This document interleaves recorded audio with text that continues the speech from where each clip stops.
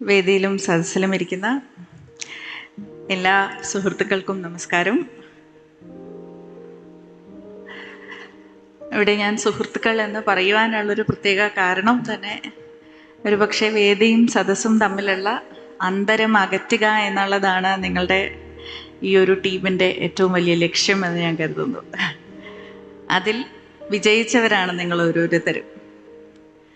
പഠിക്കുന്നവരും പഠിപ്പിക്കുന്നവരും തമ്മിൽ, നൽകുന്നവരും വാങ്ങുന്നവരും തമ്മിൽ ഒക്കെ ഒരു അന്തരം എപ്പോഴുണ്ട്. ആ ഒരു അകൽച്ചയെ ഇല്ലാതാക്കുക എന്ന് പറയുന്നതാണ് യഥാർത്ഥത്തിൽ ഓരോ ഉദ്യമത്തിൻ്റെയും ലക്ഷ്യമെന്നാണ് ഞാൻ കരുതുന്നത്. തങ്ങളുടെ വ്യത്യാസങ്ങളും വിഭിന്നതകളും മറന്നുകൊണ്ട് ഒരുമിപ്പിക്കുവാനായുള്ള ഒരു സംഗമവേദിയായിട്ടാണ് ഞാൻ യഥാർത്ഥത്തിൽ ഇൻസൈറ്റ്സിനെ കണ്ടത്. ഒരു പിയർ ലേണിംഗ് സിസ്റ്റം എന്നുള്ള രീതിയിലല്ല ഞാൻ അതിനെ കണ്ടത്. നമുക്ക് നമ്മോടൊപ്പം പഠിക്കുന്ന ഒരു സഹപാഠിക്ക് ഒരു പക്ഷേ അവർക്ക് മനസ്സിലാകാത്ത ഒരു വിഷയമുണ്ടെന്നുണ്ടെങ്കിൽ അത് പറഞ്ഞു കൊടുക്കുവാൻ നമുക്ക് സാധിക്കുമെങ്കിൽ നല്ല കാര്യം. എന്നാൽ നമ്മോടൊപ്പമല്ലാതെ നമ്മിൽ നിന്നും കുറേ കൂടെ അകലത്ത് നിൽക്കുന്ന മറ്റൊരു വിദ്യാർത്ഥിക്ക് അത് പറഞ്ഞു കൊടുക്കുമ്പോൾ അവിടെ നിങ്ങൾ അറിവ് മാത്രമല്ല നിക്ഷേപിച്ചിട്ട് തിരിച്ചു വരുന്നത്, അവിടെ ഒരു അനുഭവം സമ്മാനിക്കുകയാണ്. പഠനത്തോടുള്ള അവരുടെ കാഴ്ചപ്പാട് മാറുകയാണ്. തനിക്ക് ഇപ്പോൾ തന്നെ മറ്റുള്ളവരുടെ ജീവിതത്തിന് എന്തെങ്കിലും ഒരു സംഭാവന നൽകാൻ സാധിക്കും എന്നുള്ള ഒരു വലിയ ആത്മവിശ്വാസം പകരുകയാണ് ചെയ്യുന്നത്. നമ്മുടെ കുഞ്ഞുങ്ങൾ ഇന്നത്തെ പൗരന്മാരാണ്. ഇന്ന് അവർ തങ്ങളുടെ വാക്കിലൂടെ, നോക്കിലൂടെ, പ്രവൃത്തിയിലൂടെ ഒക്കെ നമ്മുടെ സമൂഹത്തെ ഒരല്പം കൂടി മെച്ചപ്പെട്ട, നന്മ നിറഞ്ഞ, വെളിച്ചം നിറഞ്ഞ ലോകമായി അവർ മാറ്റിക്കൊണ്ടിരിക്കുകയാണ്. ഏത് പ്രായത്തിൽ മറ്റൊരാളുടെ ജീവിതത്തിൽ പ്രകാശം പരത്തുവാൻ നമുക്കാകും എന്നുള്ളതിന് ഏറ്റവും വലിയ ഉദാഹരണമാണ് നമ്മുടെ കുഞ്ഞുങ്ങൾ. 18 വയസ്സായാൽ മാത്രമേ, വോട്ട് ചെയ്താൽ മാത്രമേ നമ്മൾ രാഷ്ട്ര നിർമ്മാണത്തിൽ പങ്കാളികളാകൂ എന്നുള്ള ഒരു മിഥ്യാധാരണ പലപ്പോഴും നമ്മൾ തന്നെ സമൂഹത്തിൽ വളർത്തിവിടാറുണ്ട്.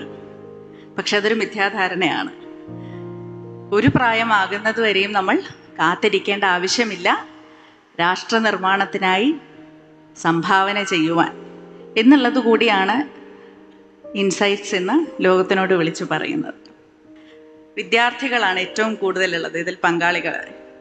നിങ്ങളാണ് അധ്യാപകരുടെയും ഒരുപക്ഷെ കൗൺസിലറിൻ്റെയും മറ്റ് കുടുംബത്തിൻ്റെയും സുഹൃത്തിൻ്റെയും സഹോദരൻ്റെയും ഒക്കെ ഭൂമിക നിങ്ങൾ ഏറ്റെടുക്കുകയാണ് ചെയ്യുന്നത്, അല്ലേ? പുതിയൊരു വിദ്യാർത്ഥിയെ കാണുമ്പോൾ, പുതിയ കുറച്ച് കുഞ്ഞുങ്ങളെ കാണുമ്പോൾ. അപ്പോൾ ഒരു കുഞ്ഞിൻ്റെ ലോകത്തിൽ ഒരു കുഞ്ഞിൻ്റെ ഒരു വൃത്തം നമ്മൾ വരച്ചു നോക്കിയാൽ അതിൽ പല ഭൂമികകളിൽ നിങ്ങൾ ഒരാൾ തന്നെ ശരിക്കും മിന്നിമായുകയാണ് ചെയ്യുന്നത്. അത് എത്രമാത്രം രസകരമായിട്ടുള്ള ഒരു അനുഭവമാണ് എന്ന് അതിലൂടെ കടന്നു പോകുമ്പോൾ നിങ്ങൾക്ക് മനസ്സിലാകുന്നത് കൊണ്ടാണ് നിങ്ങൾ അതിൽ ഇന്നും പിടിച്ചു നിൽക്കുന്നത്, അല്ലേ? ഇൻസൈറ്റ്സിലേക്ക് വന്നവർ വീണ്ടും വീണ്ടും അതിലേക്ക് തിരിച്ചു വരുന്നു എന്നാണ് ഹേമ എന്നോട് പറഞ്ഞിട്ടുള്ളത്.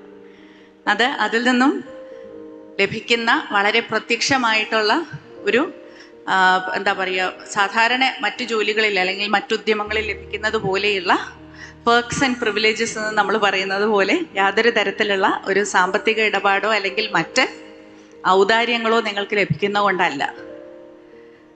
നമ്മുടെ മുന്നിലുള്ള ഒരു വ്യക്തിയുടെ ജീവിതത്തിൽ നമുക്ക് ഒരു നല്ല സ്വാധീനമായി വിളങ്ങാൻ സാധിക്കുന്നു എന്ന് നമ്മൾ സ്വയം തിരിച്ചറിയുമ്പോഴുണ്ടാകുന്ന ഒരു ആത്മസംതൃപ്തിയുണ്ട്, ആ ഒരു അനുഭവമുണ്ട്.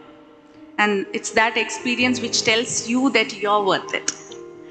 അങ്ങനെ നിങ്ങൾക്ക് നിങ്ങളുടെ ഒരു സെൽഫ് വർത്ത് എന്നുള്ളത് അത്രയും വർദ്ധിക്കുകയാണ് ചെയ്യുന്നത് ഈ ഒരു പ്രവൃത്തിയിലൂടെ നിങ്ങൾ കടന്നു പോകുമ്പോൾ, ഈ ഒരു അനുഭവം നിങ്ങൾ നേടിയെടുക്കുമ്പോൾ. അതുകൊണ്ടാണ് നിങ്ങൾ ആവർത്തിച്ച് വീണ്ടും വീണ്ടും ഇതിലേക്ക് തിരിച്ചു വരുന്നത് എന്നാണ് ഞാൻ കരുതുക. അത് ഞാൻ ആദ്യം സൂചിപ്പിച്ചതുപോലെ മുന്നിലിരിക്കുന്ന ഓരോ വ്യക്തിയുടെയും ജീവിതത്തിൽ എത്ര വലിയൊരു സ്വാധീനമാണ് ചെലുത്തുന്നത് എന്നുള്ളത് ഒരു പക്ഷേ ഇപ്പോൾ നിങ്ങൾ തിരിച്ചറിയുന്നുണ്ടോ എന്ന് എനിക്കറിയില്ല. പക്ഷേ തീർച്ചയായിട്ടും മുന്നോട്ട് പോകുമ്പോൾ അത് തിരിച്ചറിയുക തന്നെ ചെയ്യും. അത്തരത്തിൽ നല്ല സ്വാധീനങ്ങളായി നിങ്ങൾക്ക് ഓരോരുത്തർക്കും ഇനിയും ഇനിയും നമ്മുടെ കൊച്ചു കേരളത്തിൻ്റെ കൊച്ചുമക്കളുടെ ജീവിതത്തിൽ നല്ല സ്വാധീനങ്ങളായി വിളങ്ങാൻ സാധിക്കട്ടെ എന്ന് ആത്മാർത്ഥമായി ആഗ്രഹിക്കുകയാണ്.